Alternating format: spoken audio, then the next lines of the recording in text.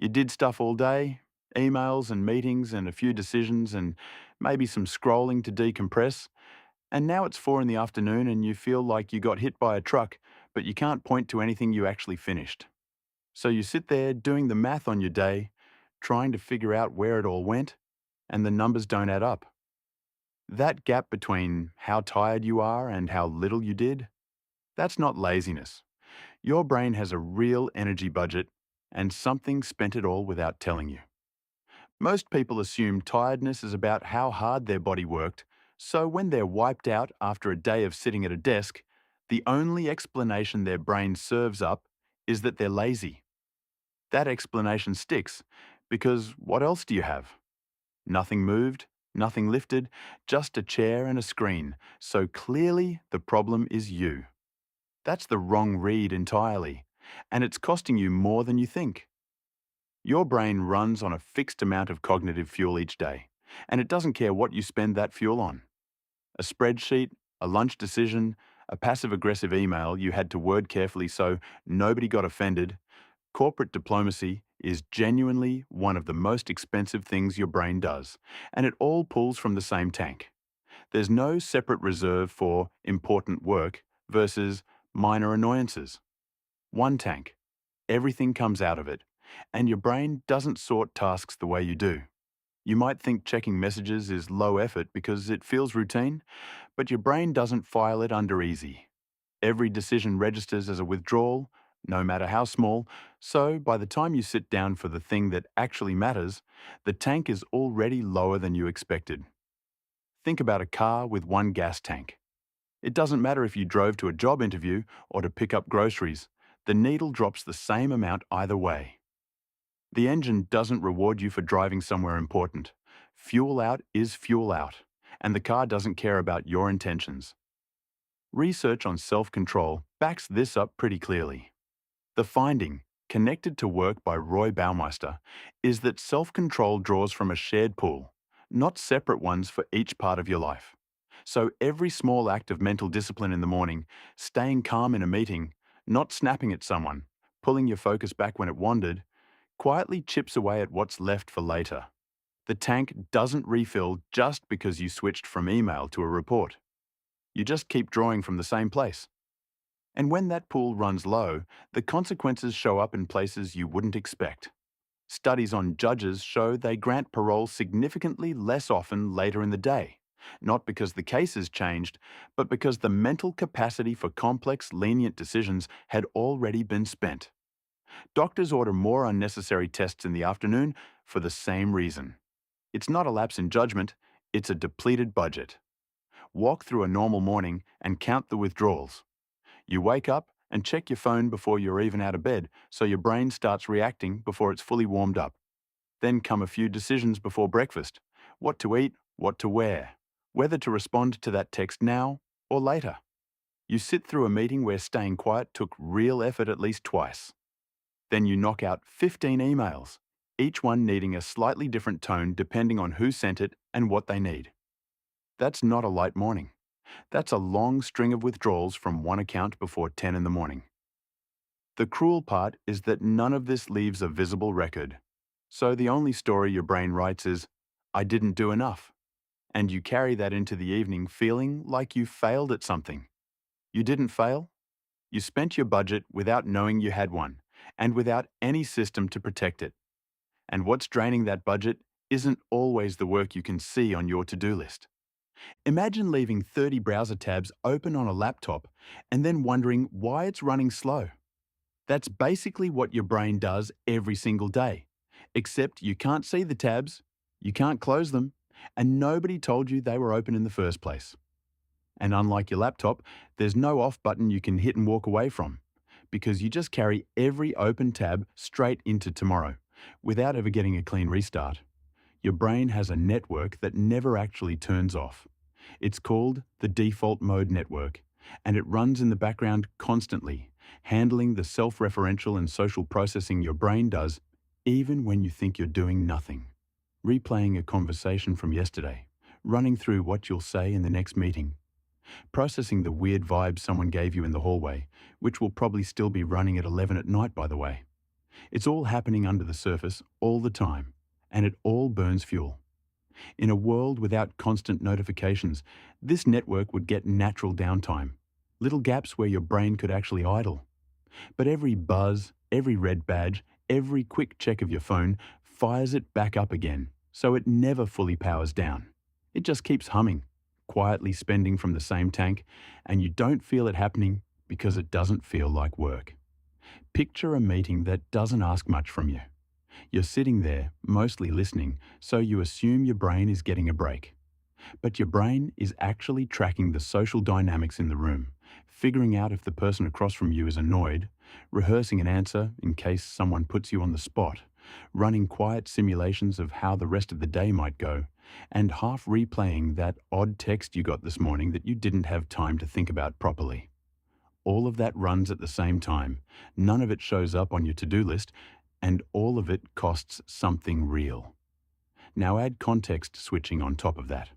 Every time you flip between tasks, email to document to Slack and back to the document, your brain doesn't cleanly close one thing and snap open another.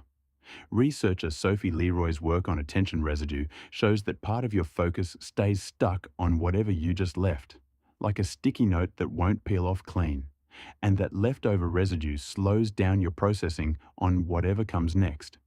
You're not fully in the new task because a piece of you is still sitting in the old one. So the more you switch, the more residue stacks up. And by lunchtime, you're not operating anywhere near full capacity on anything, even though your to-do list looks like you've barely started. Each partial switch leaves another thread hanging open, another tab running, another small drain on a tank that's already lower than you think. It's not that you got worse at your job. Your brain is just carrying too many open loops to think clearly inside any single one of them. This is why a morning full of just checking in tasks wrecks you by noon. You didn't do anything hard. You just switched, checked, switched again, got pulled somewhere else, came back, and repeated that for 3 hours straight. And your brain treated every single one of those moves as work. And when that background hum runs long enough without a real break, your brain doesn't just get tired. It starts making decisions on your behalf, ones you definitely didn't sign off on. At some point in the afternoon, something shifts. And it's not just tiredness. It's more like your ability to choose things starts to feel like it's happening through fog. You know you should do something useful. You can almost see the task sitting there, but actually starting it feels like pushing through wet concrete. That's not a mood. That's your brain running a specific kind of low. The prefrontal cortex is the part of your brain that handles planning, decisions, and impulse control. It's basically the part that lets you act like a functioning adult who doesn't just eat chips and watch TV until midnight. And it's the first part to go offline when your cognitive fuel runs low, which means the system you rely on most is also the least protected when things get tight. When the prefrontal cortex starts to power down, your brain doesn't stop running. It just hands control to older, faster, much less thoughtful systems sitting underneath it. These older systems don't plan or weigh options or think about tomorrow, so your habits take over and your emotions drive the wheel. And you don't decide to scroll for 40 minutes so much as you just find yourself already doing it, phone in hand, no memory of picking it up, because that's exactly what the autopilot knows how to do when nobody's steering.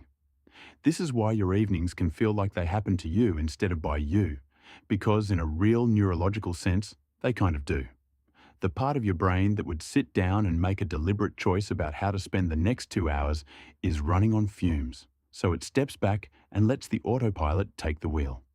And the autopilot doesn't check your goals or your to-do list. It just follows the path of least resistance, every single time. That path almost always looks the same. High stimulation, low effort. Scrolling through short videos that keep cutting to something new before your brain gets bored. Doom scrolling through content that makes you feel slightly worse with every swipe, but somehow you can't put it down anyway. Passive TV where you're not really watching, just existing in front of moving pictures because it doesn't ask anything from you. None of this is a character flaw. It's just what happens when the decision-making part of your brain clocks out and the habit-running part takes over without any instructions. So you sit there in the evening doing things you didn't really choose, feeling vaguely bad about it, telling yourself you'll be more disciplined tomorrow. And none of that self-talk is free, by the way. Every loop of, I should be doing something, running through your head while you scroll, is another small draw on a tank that's already nearly empty. Your brain keeps spending even when you think you're checked out. This isn't a willpower problem. Willpower is just what people call it when they don't know what's actually happening. It's a sequencing problem. The prefrontal cortex didn't fail you. It ran out of fuel before the day finished, and the autopilot took over right on schedule, doing exactly what it's supposed to do when the higher systems go quiet. You can't out-discipline a brain that's already handed the keys to a system that doesn't understand discipline. And what makes this a real loop, rather than just a bad day, is that those depleted evening hours and the unconscious choices you make inside them directly shape how much fuel you start with tomorrow morning. Most people don't realize they're making that choice at all, or that what feels like rest might not be rest at all.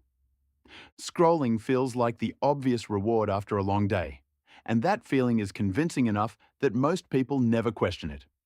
You get home, you're done, and the only thing that sounds good is lying on the couch and scrolling until your eyes glaze over. It feels like rest, it really does, until you wake up the next morning already tired and you can't figure out why, because you didn't do anything hard last night. That's the part that doesn't add up, and it's worth understanding why. There are two kinds of attention your brain uses. The first is directed attention, which is the focused, effortful kind you use all day at work. The kind that reads emails and makes decisions and pulls your focus back every time it wanders somewhere else. The second is soft fascination, which is the gentle, low-demand kind your brain uses when it's actually recovering, when something holds your interest without asking you to react to it or decide anything. Attention restoration. Theory describes soft fascination as the specific condition under which directed attention rebuilds itself, and nature exposure is one of the clearest examples of it in practice. Soft fascination is how your brain refills. Directed attention is how it spends. Scrolling uses directed attention. That's the problem. Every new post is a tiny decision about whether to stop or keep going. Every notification pulls your focus to a new place before you chose to move it, and every autoplay video grabs your eyes before you even picked it. Your brain is working through all of it, just at a slightly lower intensity than a spreadsheet, and that lower intensity is enough to keep the tank from refilling. You're not resting, you're just draining at a slower rate. Real recovery looks pretty boring by comparison. A walk outside without your phone, sitting with a coffee and letting your eyes go soft on nothing in particular, watching trees or water, or anything that moves slowly without narrating it in your head. None of that feels productive, which is exactly why most people skip it and reach for their phone instead. But that quiet, unstimulating time, especially time spent outside in natural environments, is the actual condition under which directed attention rebuilds itself. Your brain needs something to look at that doesn't ask anything back. Now, layer the guilt on top of all of this, because that's what most people do after a day that felt wasted. Guilt doesn't fix anything. You scroll for an hour, feel bad about scrolling, spend 10 minutes mentally reviewing everything you didn't finish, tell yourself tomorrow will be different, and then scroll for another 40 minutes, because the self-criticism didn't actually help. That guilt loop costs real fuel. The mental energy you burn replaying the day and judging yourself for it won't be there tomorrow morning when you actually need it. So shame doesn't fix the problem, it just moves the cost forward one day. So the full cycle looks like this. You end the day depleted from everything covered earlier, the decisions, the switching, the background hum that never stopped. Then you spend the evening in a kind of fake rest that keeps your directed attention just active enough to prevent recovery. Then you pile guilt on top of the fake rest, which spends a little more fuel on the way out. And then you wake up the next morning starting from a lower point than the day before, which makes the whole thing slightly harder, which makes the evening scrolling feel slightly more necessary. And the loop closes on itself without you ever deciding that's what you wanted. Scrolling isn't the reward after a hard day. It's just a low-effort way to stay drained, and the difference between that and actual recovery is the difference between starting tomorrow at 50% or starting at full. Which means the fix isn't about discipline or working harder. It's about what you do with the first window of the day before anything else gets a chance to spend your fuel without asking. So tomorrow morning, before you touch your phone or open a single email, pick the one thing that matters most and start there. That first window is the only time your brain is fully yours. Don't waste it. If this helped you make sense of your day, subscribe. There's a lot more where that came from.